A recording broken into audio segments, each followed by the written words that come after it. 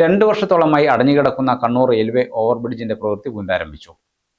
Kannur press club road മുതൽ മുനീശ്വരം കോവിൽ കവലയുമായി ബന്ധിപ്പിക്കുന്ന railway പൊതുമേൽ നടപ്പാത 2024 സെപ്റ്റംബറിലാണ് അടച്ചത്. ഇത് കാരണം നഗരം കടക്കുന്നതിന് ജനങ്ങൾ കടുത്ത പ്രയാസമാണ് നേരിടുന്നത്.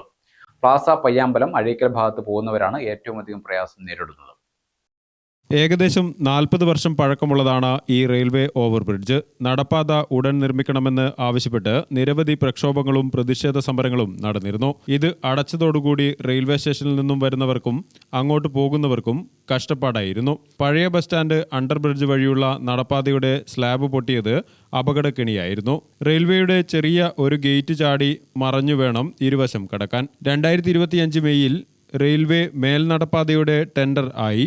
4.80 കോടി രൂപയുടെ പദ്ധതിക്കാണ് ബോർഡ് അനുമതി നൽകിയത്. അത് ചില സാങ്കേതിക പ്രശ്നങ്ങൾ കാരണം ക്യാൻസൽ ആവുകയായിരുന്നു. ആകാശ ദൃശ്യങ്ങൾ അടക്കം പരിശോധിച്ചാണ് ഇപ്പോൾ പുതിയ രൂപരേഖ തയ്യാറാക്കിയത്. നിലവിലുണ്ടായ പാതയേക്കാൾ പുതിയതിന് നീളവും റൂഫും ഉണ്ട്. റെയിൽവേ ട്രാക്കിൽ നടുവിൽ ഫില്ലർ പ്രവൃത്തി മഴ തുടങ്ങുന്നതിന് മുമ്പ് തീർക്കും. ഗ്രാമിക ന്യൂസ്, കണ്ണൂർ.